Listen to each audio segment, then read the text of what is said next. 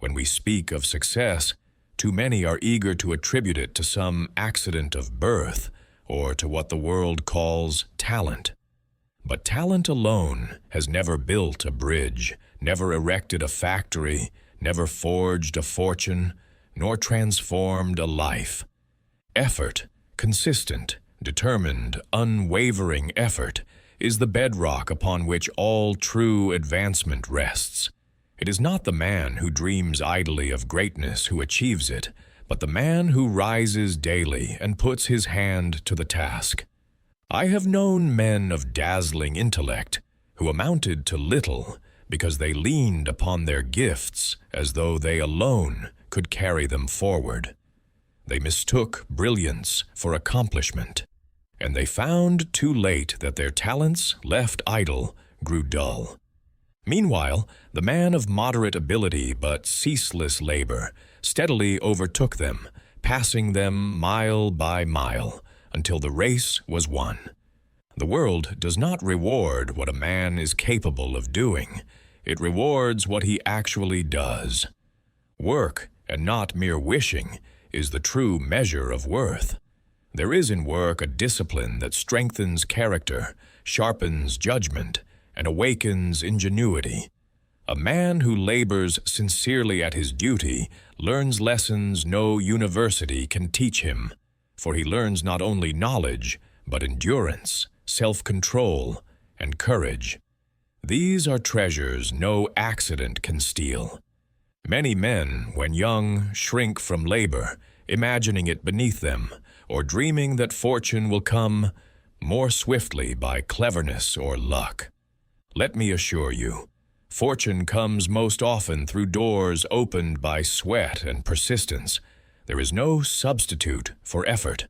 Cleverness without industry becomes vanity. Fortune without labor becomes folly. But when effort joins even modest talent, the combination is unstoppable. Some will say, "But sir, I am not gifted with great strength, nor great wit, nor great means." To them I answer, effort itself creates strength. Each hour you devote to work builds within you unseen muscles, not only of the arm, but of the mind and of the spirit. The man who bends to the task learns how to solve it better, faster, with greater confidence. Industry trains talent just as fire tempers steel. It has been my experience that most opportunities in life are seized not by the brightest, but by the busiest. Fortune seems to knock most often at the doors of those already occupied. Why? Because in laboring at one thing, they prepare themselves for another. Their habits of effort make them ready when chance appears. Luck, you see, favors the man who has trained himself to act when the moment comes. Let us be clear. Work does not mean drudgery alone. The man who labors wisely also labors joyfully. When you pour yourself into the work of your hands, you discover satisfaction that the idle never know. There is dignity in work well done, whether it be laying bricks, writing lines, or conducting enterprise. True nobility is not found in avoiding labor, but in embracing it with a willing heart. Consider also how effort shapes reputation. The world esteems the man who works with honesty and vigor, even if he begins in humble station. Employers notice, neighbors notice, and most importantly, one's own conscience notices. Reputation grows not from what you declare yourself to be, but from what you repeatedly do. Character is built action by action, hour by hour, through daily toil. I recall many a worker who began in lowly service, sweeping floors, carrying loads, or tending fires. Yet by diligence, by refusing to squander a moment, by learning more each day than they knew before, these men rose in station until they commanded not brooms, but businesses. Work gave them a mastery of detail, an understanding of human nature, and a reliability that men of mere cleverness lacked. Effort raised them to heights they scarcely dreamed of when first they began. And what of those who shrink from work, hoping to coast on ease? They may enjoy a season of leisure, but life is not so easily cheated. The idle man becomes restless, dissatisfied, even resentful. He lacks purpose, he lacks growth, and so he withers in spirit. A man may survive without labor, but he cannot thrive without it. Effort is the very food of the soul. Let me speak also of comparison. We are too often deceived by appearances. One man is thought lucky, another thought gifted, and a third considered doomed to mediocrity. Yet watch them over the years, and you will see effort rise like a tide. The man who worked daily, faithfully, steadily, will surpass the others in time. His talents multiply with his labor, while theirs wither in neglect.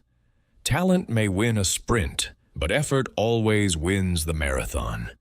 It is a mistake to think that great effort is only required in great moments. No, it is the steady application of daily effort, in small things, that builds greatness unseen until it bursts forth. The bricklayer who places one brick upon another may not see a palace rising, but one day the walls surround him.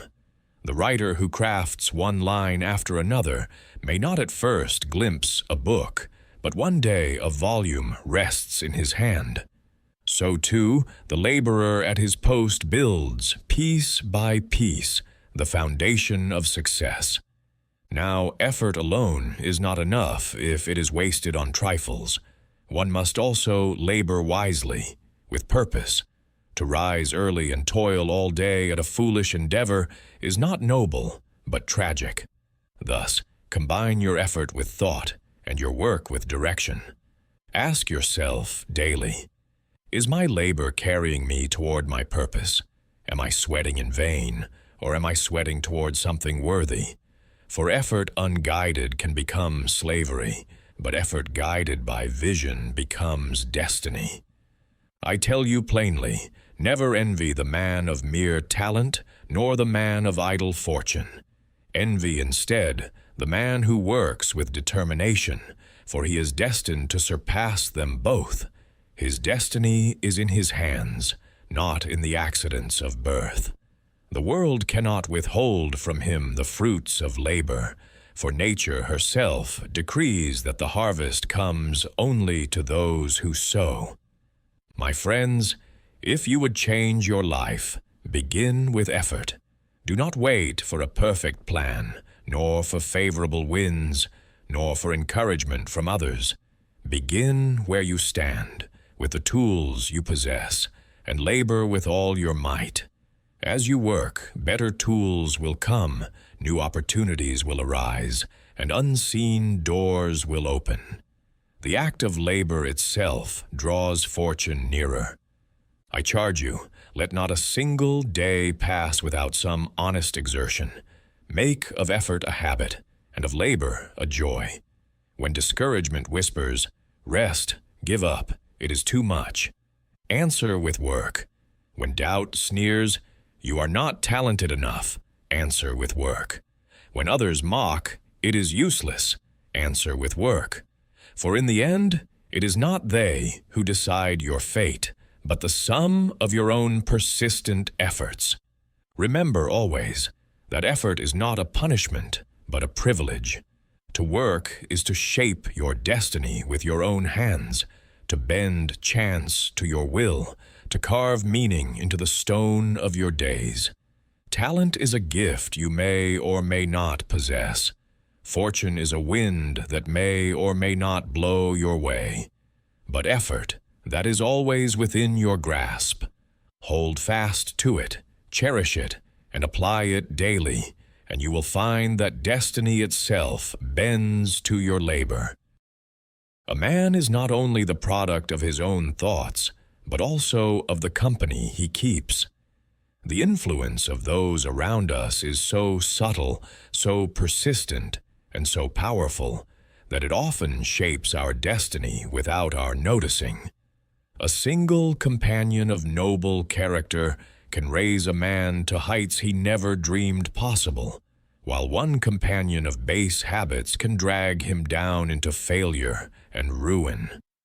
It has been said that we are the average of the 5 people with whom we spend the most time. I will not quarrel with that number, but I will tell you plainly, our associations either lift us or lower us. They either nourish our ambition or poison it. They either expand our vision or narrow it until it dies.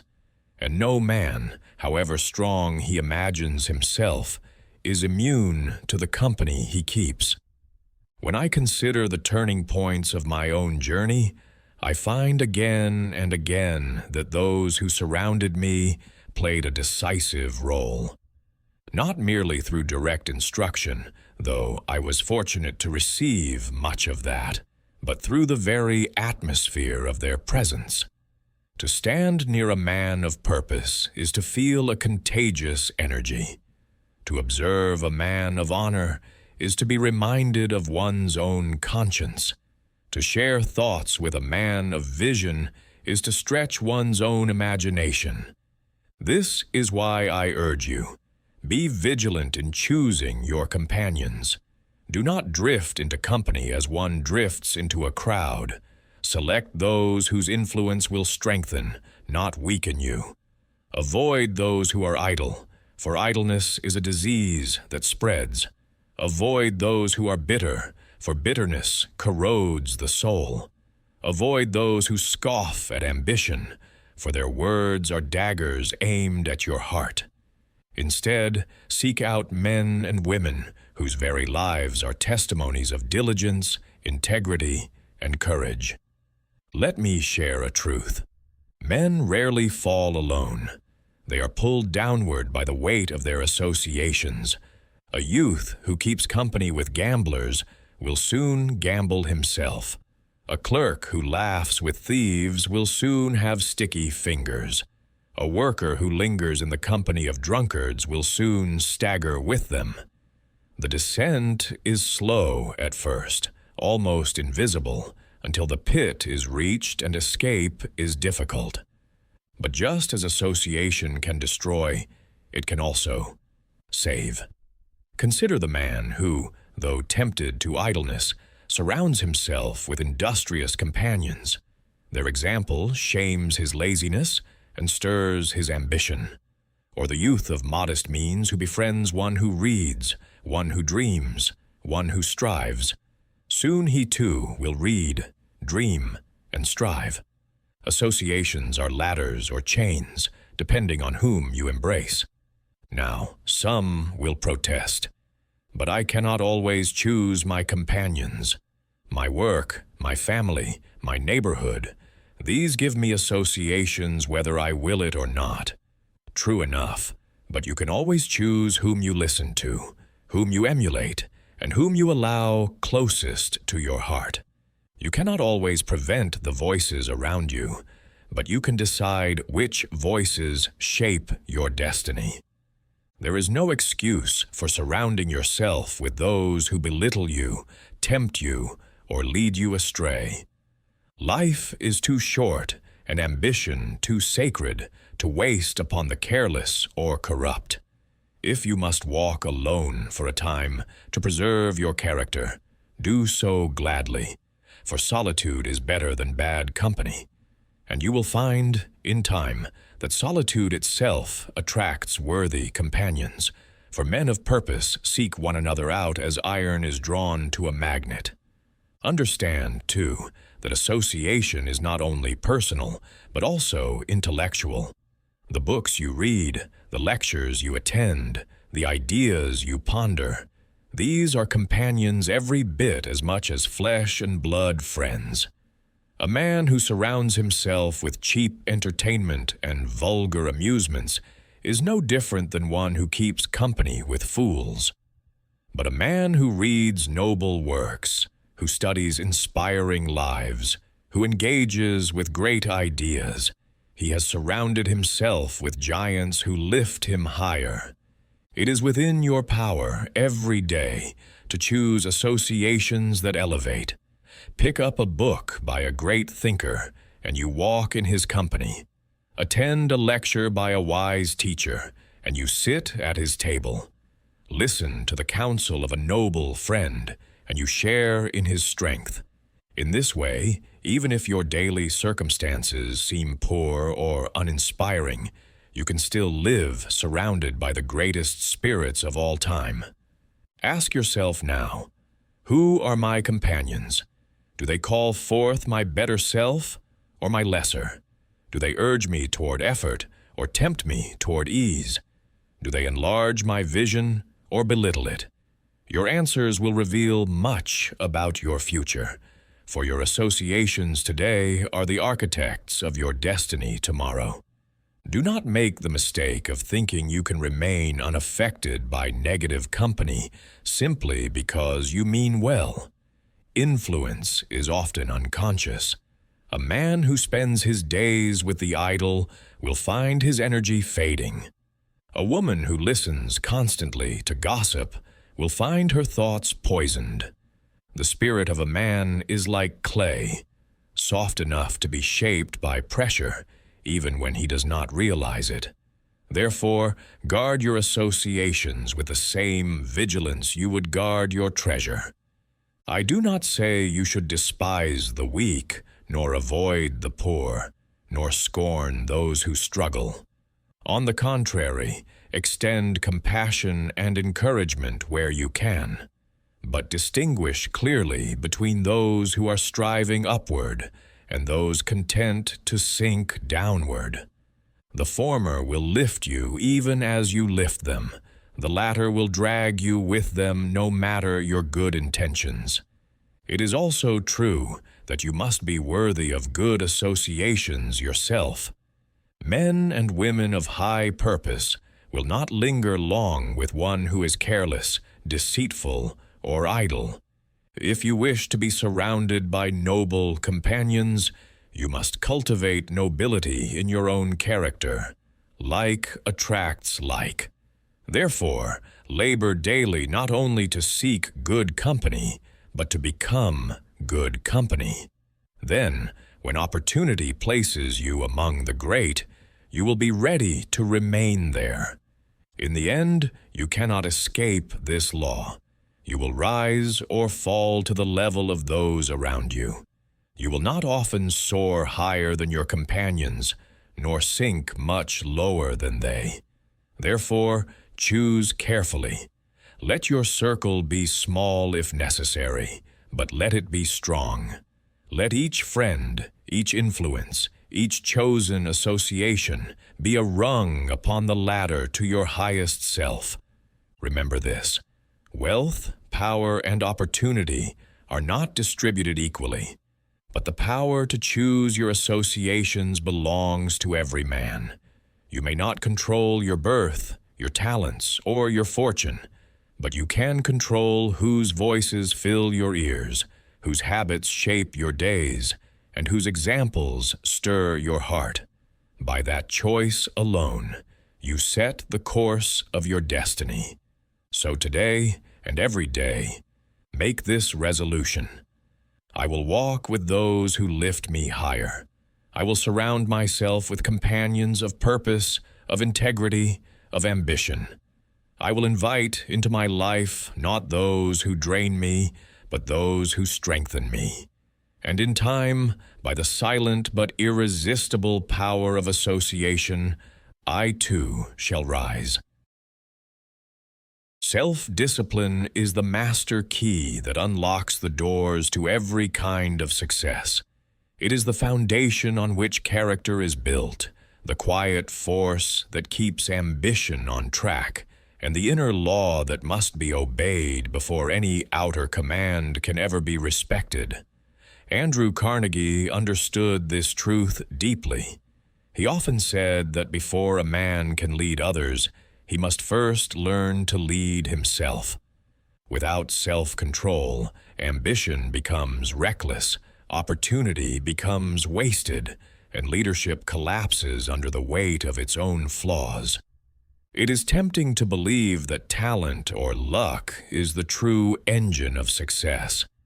Many people look at those who achieve greatness and assume that some natural gift or extraordinary stroke of fortune carried them to the top. But the closer we examine their lives, the clearer a different pattern emerges. Talent may ignite the spark, and opportunity may open the door, but only discipline sustains the fire. Only discipline allows someone to walk through the door and remain standing on the other side. Consider the world of business and leadership. A man with intelligence but no discipline might begin a promising enterprise, but without the restraint to manage his impulses, he wastes profits on extravagances, quarrels with partners, and makes rash decisions that undo years of labor. Another man with ordinary intelligence but extraordinary self-control can slowly, steadily, and methodically build wealth, reputation, and trust that endure for decades. Carnegie saw this play out again and again, and he knew where he wanted to stand. Self-discipline is not simply about denying yourself pleasures or living in rigid austerity. Rather, it is the art of governing your own desires, training your impulses, and directing your energies toward higher purposes. The man who rules himself gains a strength that no outside circumstance can take away. Fortune may rise and fall, friends may come and go, but the self-disciplined man carries within him a stability that no storm can shake. Carnegie's own rise was a story of steady restraint and deliberate effort. He earned his first small wages not by chance, but by carefully balancing his time between work and learning. He controlled his spending so that he could invest in books and later in business opportunities. When sudden profits tempted him to splurge, he remembered his broader vision. This discipline gave him the ability to seize opportunities without being consumed by them. There is a saying, "He who conquers himself is greater than he who conquers a city." History confirms it. Empires fall when leaders cannot control their own appetites. Businesses collapse when those in charge cannot restrain their own egos. Families crumble when desires override discipline.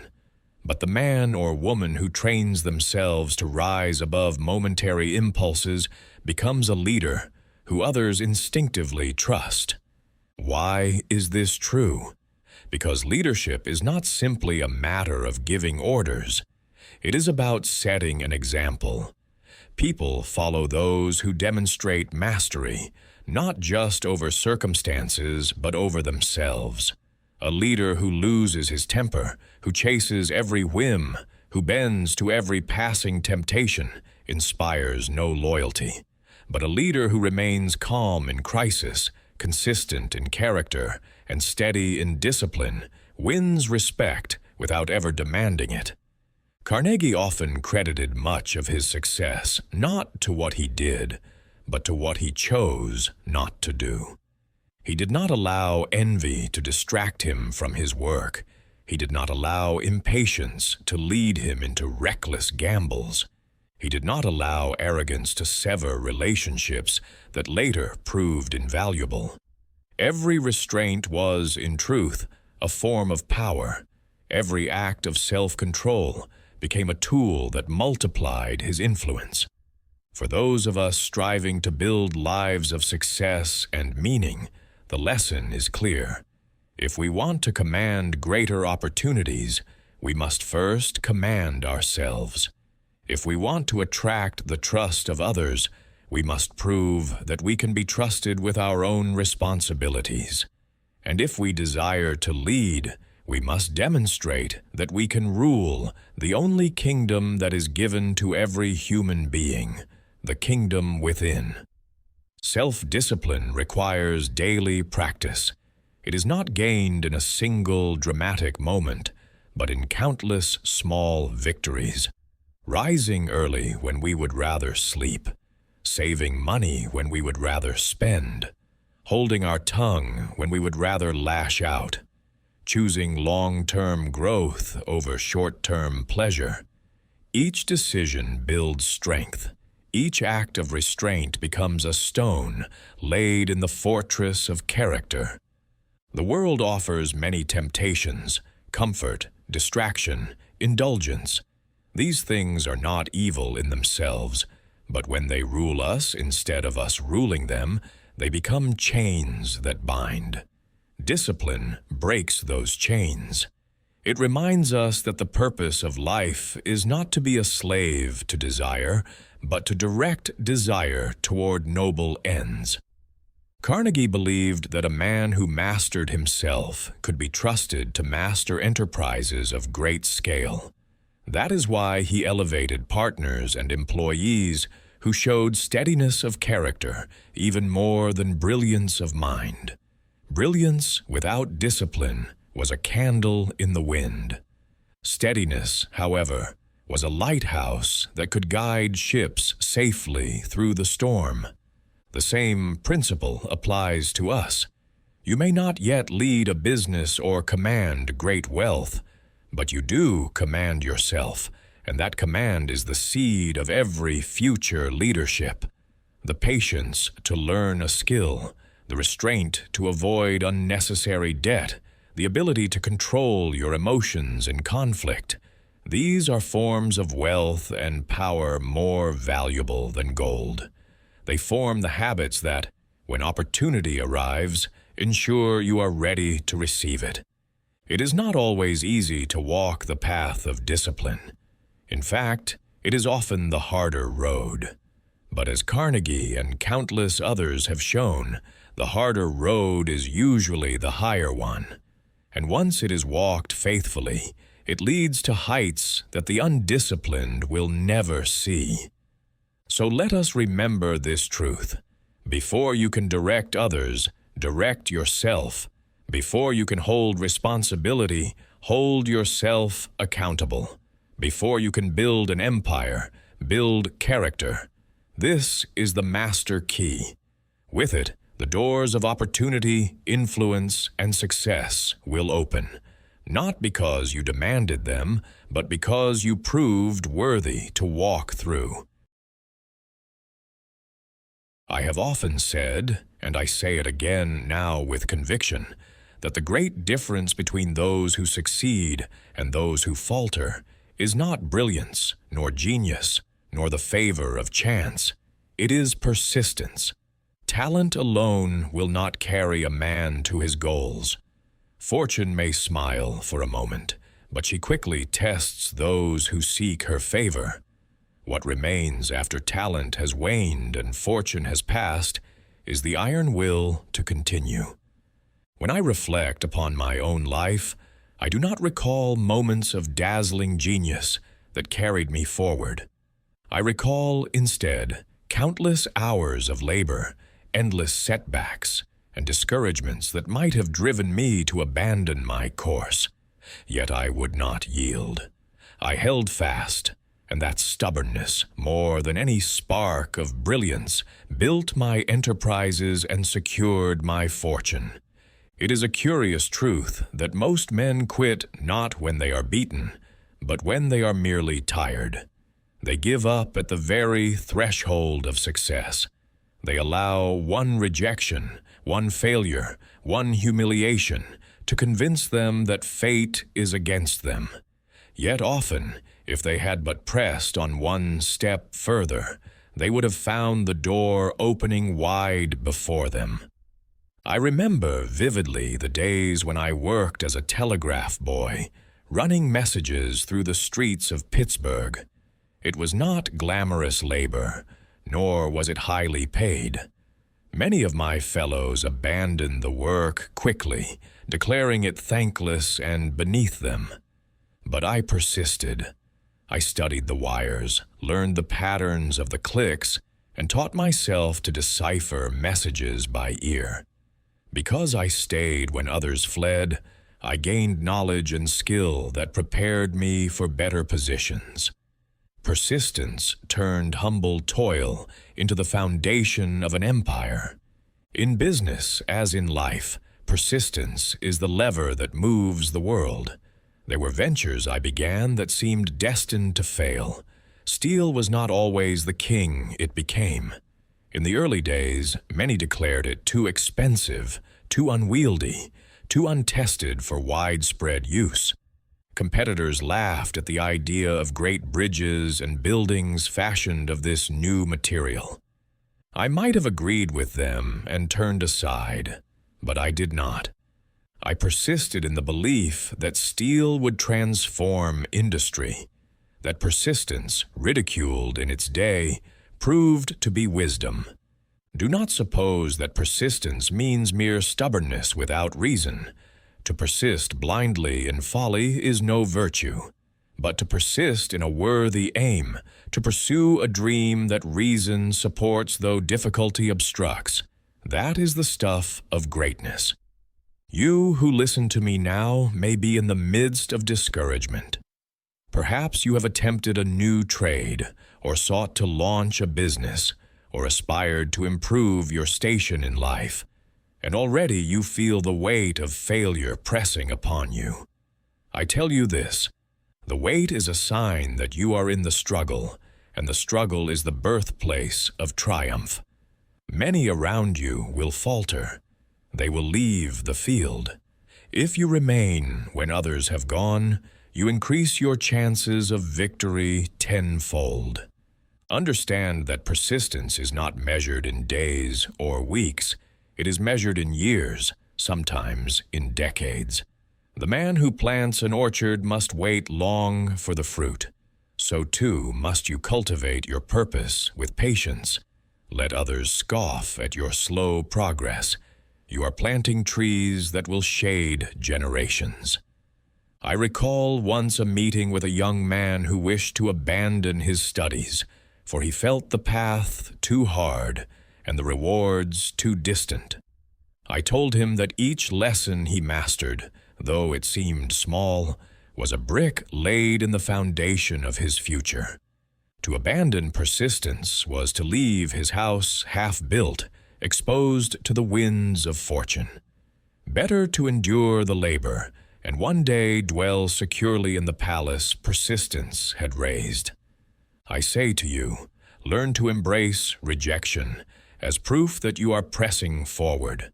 A salesman who fears a closed door will never open a profitable one. A writer who fears a rejected manuscript will never see his words in print. A laborer who despairs at the first blister will never build the calluses that make him strong. Each denial, each defeat, each difficulty is but a test of your persistence. And here lies a great secret. The world respects persistence. Even your rivals, who may oppose you fiercely, cannot help but admire the one who endures.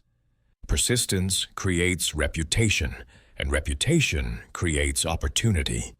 Men of influence will entrust their fortunes to the one who does not falter. They will say, "Here is a man who finishes what he begins." That confidence is worth more than gold. In truth, most failures in life are not true failures. They are merely unfinished attempts. The man who quits has declared his work a failure, but the man who persists keeps the verdict open. Time itself becomes his ally, for persistence wears down obstacles as water wears down stone. I tell you from experience, persistence makes the impossible inevitable. Dreams that seemed distant will draw nearer with each step you take, so long as you do not halt.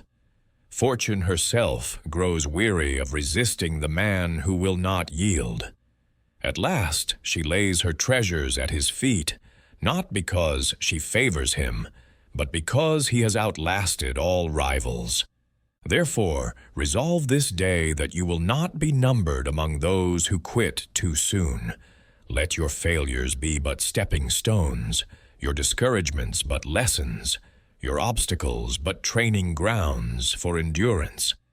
Say to yourself, I will persist until I succeed, and repeat it until it is engraved upon your soul. If you do this, I promise you, as one who has lived it, that your destiny will be transformed. You will discover strength you did not know you possessed. You will open doors you thought forever closed. And in the end, you will look back upon your journey and see that persistence, more than talent, more than fortune, more than any gift of nature, was the true secret of your success. So let this be your guide. Do not quit. Do not waver. Do not surrender your purpose at the first sign of hardship. Persist, and the world must yield. When I reflect upon the many men I have known, some rich, some poor, some contented, some miserable, I find one striking difference that separates them. It is not merely wealth, nor talent, nor station, but clarity. Those who know what they seek advance with certainty, while those who drift aimlessly, though they labor hard, find themselves forever unsatisfied. I have said before that the man who begins a journey without a destination in mind will wander endlessly. So it is with life and with business. To succeed, one must first define his true aim. Without that clarity of purpose, all effort is scattered, like arrows shot without a target.